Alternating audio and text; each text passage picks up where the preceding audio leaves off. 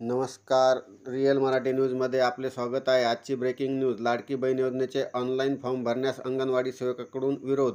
मुख्यमंत्र्याकडून मोठी अपडेट. काय आहे सविस्तर बातमी पाहूया. तत्पूर्वी आपण या चॅनलवर नवीन असाल तर असेच नवनवीन व्हिडिओ पाहण्यासाठी या चॅनलला सबस्क्राईब करा.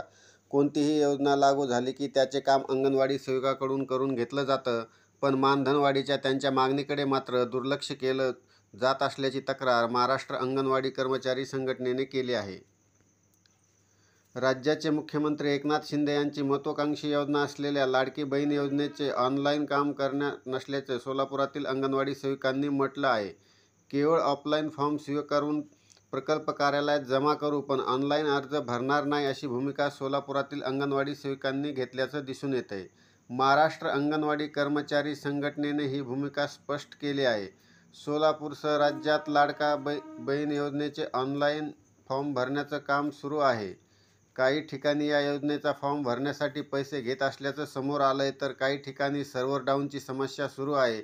अशात आता सोलापुरातील अंगणवाडी सेविकांनी ऑनलाईन फॉर्म भरण्याचं काम न करण्याची भूमिका घेतली आहे. अंगणवाडी सेविका तुमच्या बहिणी नाहीत का? मानधनवाढीसाठी सोलापूर जिल्हा परिषदेसमोर अंगणवाडी सेविकांनी थाळीनाद आंदोलन केलं. महाराष्ट्रातील महिलांसाठी लाडकी बहीण योजना आणता मग अंगणवाडी सेविका तुमच्या बहिणी नाहीत का, असा सवाल यावेळी विचारण्यात आला. कोणी ही योजना आली की ती काम अंगणवाडी सेविकांना दिलं जातं, मात्र मागील अनेक महिन्यापासून मानधनवाढीसाठी आंदोलन सुरू असताना त्याकडे सरकार लक्ष द्यायला तयार नाही, अशी तक्रार अंगणवाडी सेविकांनी घेतली आहे.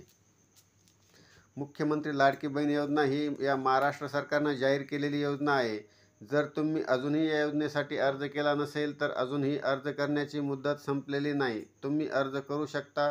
या योजनेअंतर्गत लाभार्थी महिलांना दरमहा 1,500 रुपये मिळणार आहेत, म्हणजेच प्रतिवर्षी 18,000 रुपये मिळणार आहेत.